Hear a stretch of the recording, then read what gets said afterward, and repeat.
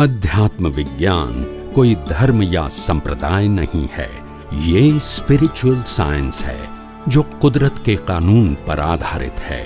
ये विज्ञान पूरे ब्रह्मांड के सभी रहस्यों को उजागर करता है और जीवन के सभी पहलुओं को समझने के लिए एक नई दृष्टि देता है। इसी को आर्ट ऑफ विजन कहते हैं, दुनिया को देखने की एक नई दृष्टि, जो अध्यात्म विज्ञानी परम पूज्य स्वामी श्री कमलेशानंद जी के निर्देशन में सनातन सत्य का अनुसंधान कर हमारे जीवन को प्रकाशित करे। जय सच्चिदानंद। दर्शकों, भाइयों बहनों, ये समापन सत्र है। तो समापन सत्र के अंदर मैं स्वामी जी के प्रति कृतज्ञता अंतर तय दिल से तो करना ही चाहता हूँ, लेकिन साथ साथ में ये बताना चाहता हूँ जो कुछ मैं इनको समझा हूँ। आपने तो अपना बाह्य परिचय दिया ही था, लेकिन मैं ये समझा हूँ कि एक सीधा साधा इंसान, परंतु उसके भीतर है ईश्वर विराजमान है।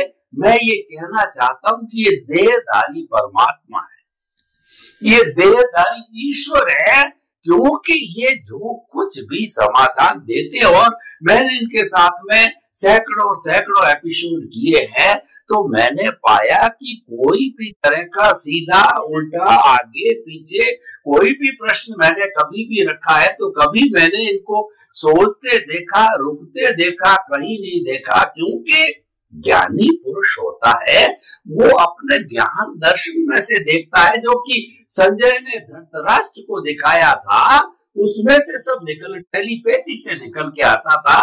ज्ञान दर्शन का यही प्रभाव होता, उनको दिखता है, उस दिखने वाले से जो है वो निकलता, यानी इनके ज्ञान दर्शन की बहुत शुद्धि है और इनका ज्ञान दर्शन इतना हाई लेवल का, इतना शुद्ध है, तो उसके आधार पर मैं तो बहुत मंद बुद्धि वाला व्यक्ति हूँ, अज्ञानी हूँ, कुछ जानता नहीं हूँ, लेकिन आपके पास में रह करके जो मैं जाना हूँ, मुझे लग रहा है कि इनको केवल दर्शन बहुत जल्दी होने वाला है, केवल ज्ञान की प्राप्ति इनको बहुत जल्दी होने वाली है।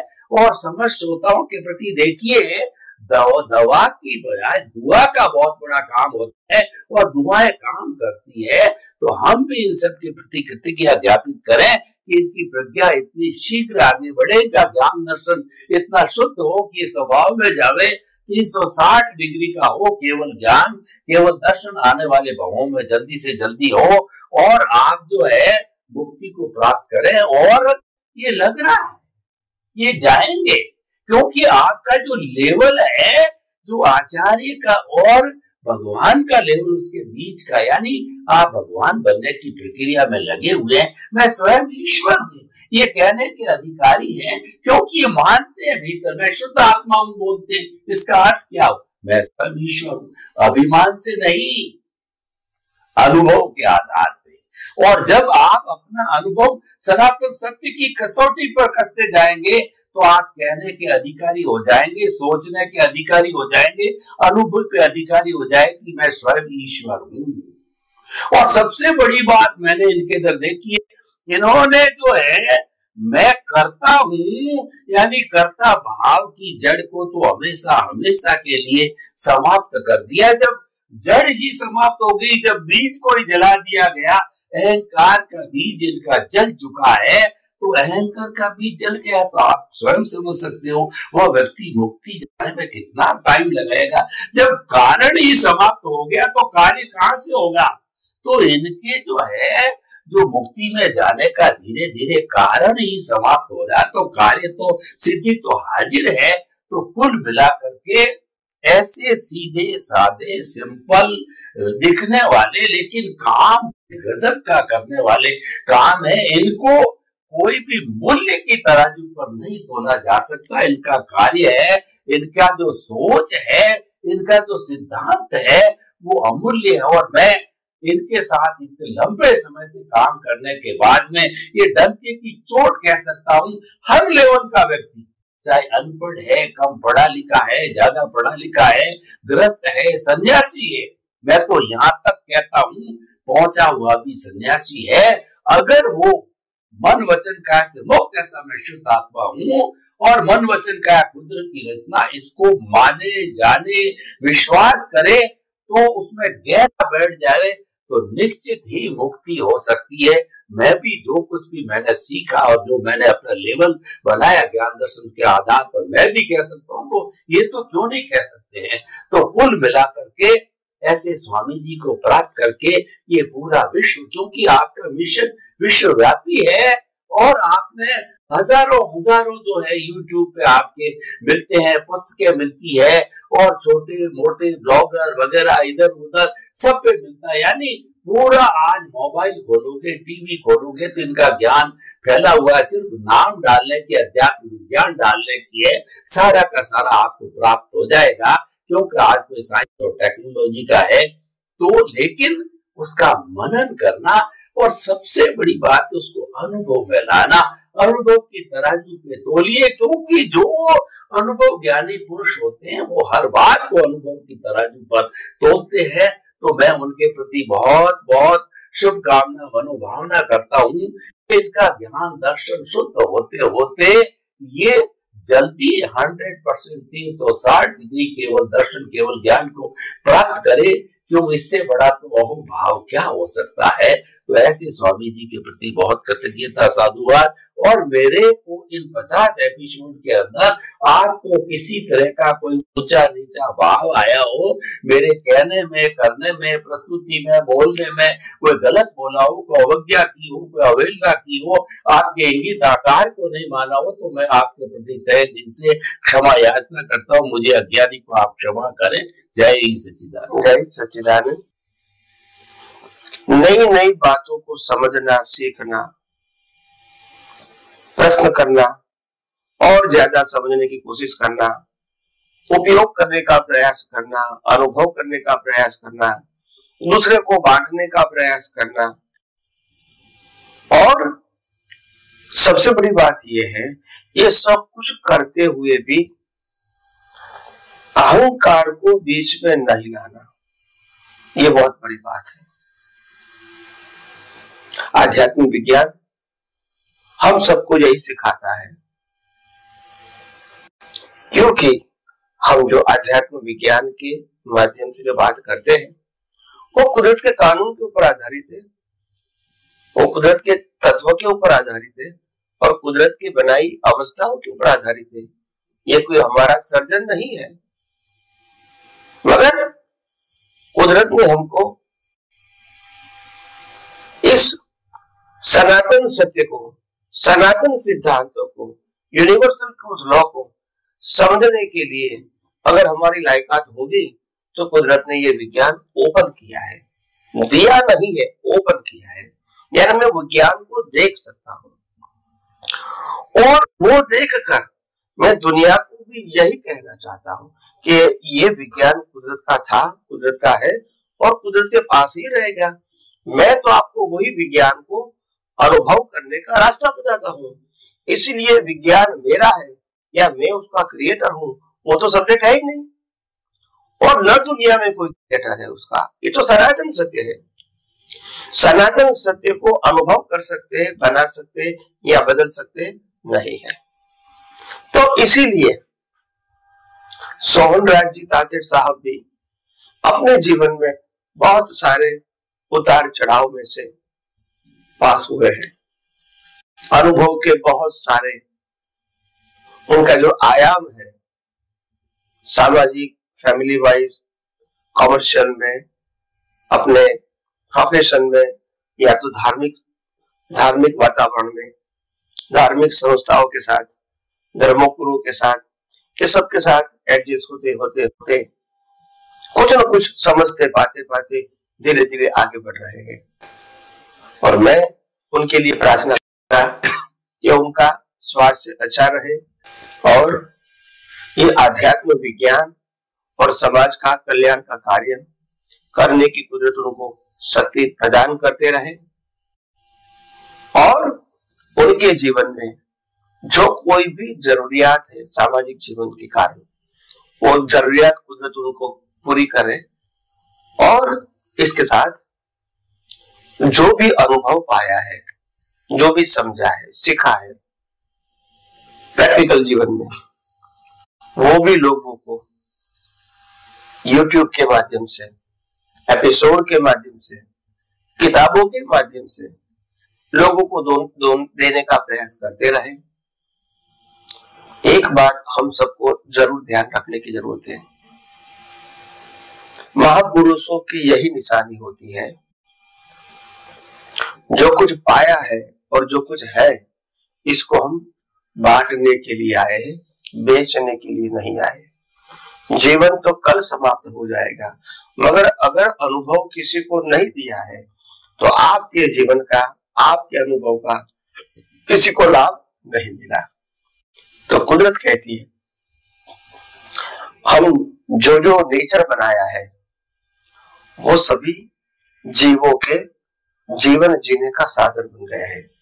जैसे हम प्रकाश देते हैं सूर्य के माध्यम से, वो भी जीवन जीने का माध्यम है। चंद्र शीतलता देती है, वो भी जीवन जीने का माध्यम है। पानी देते हैं, वो भी जीवन जीने का माध्यम है। हवा देते हैं, वनस्पति देते हैं, वो भी जीवन जीने का माध्यम है। तो कुदरत कहती है जो कुछ भी यहाँ जीव दिखते हैं, एकेंद्रीय जीव, वो भी अपने जीवन का बलिदान देते हैं, तब मनुष्यों का, प्राणियों का जीवन सुरक्षित रहता है। तो ऐसे एकेंद्रीय जीवों को लेने के, आहार करने के बाद, इसका उपभोग करने के बाद जब हम सरवाइव होते हैं, तो एक मनुष्य के नाते, एक विचारक व्यक्ति के नाते हमारा भी एक फर्ज है कि हम समाज के लिए, राष्ट्र के लिए, विश्व के लिए कुछ न कुछ क्षमता के मुताबिक अच्छी भावनाओं के साथ कुछ न कुछ योगदान दें, जितना हो सके इतना। इसमें कोई लिमिट नहीं होती है, मगर एक भाव रखेंगे, संजोग तो कुदरत देती रहेगी, मगर भाव होगा तो संजोग अवश्य आएगा, और वो करते रहे। तो जियो और जीने दो, हम भी जिएंगे और दूसरों को भी जीवन जीने का इतना अधिकार है। तो हमने जो कुछ भी समाज में से पाया है वो हम समाज को बांटना चाहते हैं, ताकि हमारा अनुभव भी और व्यक्तियों को काम में आए। और यही सबसे बड़ी महापुरुषों की महानता है। उनका जीवन सिर्फ खुद के लिए नहीं होता है, मगर खुद ने जो कुछ पाया है, अनुभव किया है, इसको अपने जीवन के चारित्र के माध्यम से, किताबों के माध्यम से, प्रवचन के माध्यम से या इलेक्ट्रॉनिक्स मीडिया के माध्यम से लोगों का पास पहुंचाने का कार्य वो करते ही रहते हैं।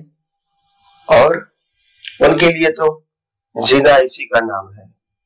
तो इस महान कार्य को जैसे जैसे हम समझ के साथ आगे बढ़ेंगे और इस महान कार्य को हम इतना ही आनंद और उत्साह से करते रहेंगे, और हमारी नियत और नीति अगर साफ होगी तो कुदरत हमको सहाय करती रहेगी, चाहे व्यक्ति के रूप में, वस्तु के रूप में, साधन के रूप में, और काम होता रहेगा।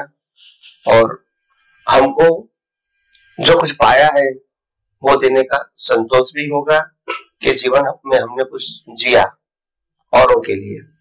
और हम खुद भी जब देने की भावना करते हैं तो कुदरत भी हमको और कुछ ज्ञान दर्शन के रूप में हम ज्यादा अनुभव कर सके, ऐसा हमको संजोग देता है, दृष्टि देता है।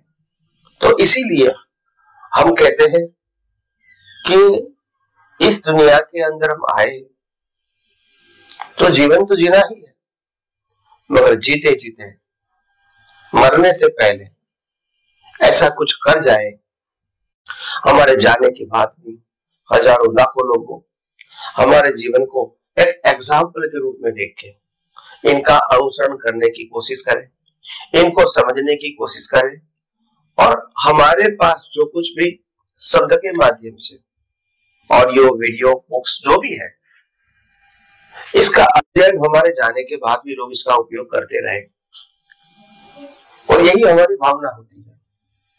तो इसीलिए मैं ये नहीं कहूंगा कि संयोग क्या है, साधन क्या है, क्षमता क्या है, बस जो हमारी भावना है और प्रयास है वो करते रहो। हो सकता है आज हमको सफलता के रूप में दिखे या न भी दिखे। तो जिस प्रकार से कृष्ण भगवान ने गीता में कहा है, कर्मण्यवाधिकारस्ते मां फलेषु कदाचन। हे जीव, तू संजोगों के अधीन अपनी फर्ज समझ के कार्य किया जा। सफलता निष्फलता के बारे में मत सो। अगर आपकी बात में सच्चाई होगी तो आज नहीं तो कल लाखों लोग भी आपकी बातों को स्वीकारेंगे, फॉलो करेंगे और अपना जीवन धन्य बनाएंगे। मैं एक उदाहरण देना चाहता हूँ।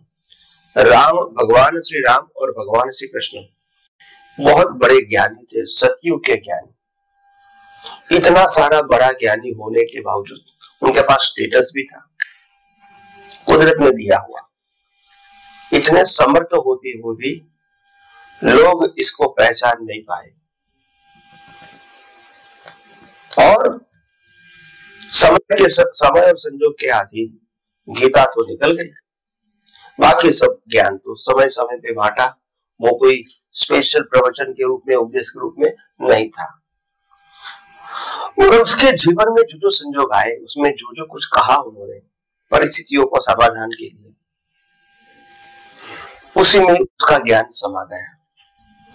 और आज उनके जाने के बाद भी, हजारों साल के बाद, हम उसके जीवन की कहानी सुनते हैं, हम उनके बताया हुआ मार्ग या ज्ञान सुनते हैं, समझने की कोशिश करते हैं हजारों साल के बाद भी।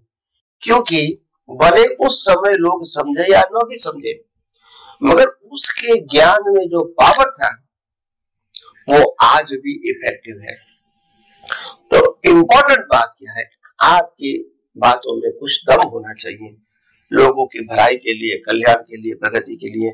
तो भले आज सुने के ना सुने, मगर कल सुनेंगे। तो इसीलिए हम धीरे धीरे अध्यात्म के मार्ग के द्वारा, जिस प्रकार से ये हमारे ये 50वां एपिसोड है जो संपन्न हो रहा है, और तातेर साहिब की हेल्प से ही ये हो रहा है, क्योंकि अकेला तो कोई कुछ नहीं कर सकता है, एक दूसरे के सहयोग से ही काम बनता है। और जीवन भी जीना उसी का नाम है, एक दूसरे से मिलकर आगे बढ़े। अहंकार की कोई जरूरत नहीं है, हम सब साधन के रूप में ही काम करते हैं। हम कोई दुनिया के अंदर कुछ देने के लिए, लेने के लिए आए, ऐसा तो है नहीं। मगर जो कुछ ज्ञान हमको दुनिया में आने के बाद मिला है, वो हम लोगों के सामने ही बांटना चाहते हैं।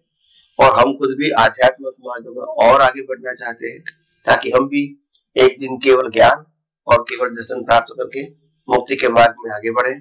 और इस मार्ग के अंदर आगे बढ़ते बढ़ते हमारे से जो कुछ भी लोगों की भलाई के लिए, कल्याण के लिए जो कुछ भी कुदरत हमको संजोग देगी, हम करते रहेंगे, आगे बढ़ते रहेंगे। तो बस आप सबका जीवन भी धर्ममय, मंगलमय रहे और आध्यात्म की प्रगति करने वाला बने, यही मेरी शुभकामना है। और तातेर साहब जी का भी स्वास्थ्य अच्छा रहे और ये कार्य आगे भी करते रहे, और इसके अलावा भी लोक कल्याण के कार्य उत्तमता से करते रहे, किताब के माध्यम से, एपिसोड के माध्यम से और सेमिनार के माध्यम से। यही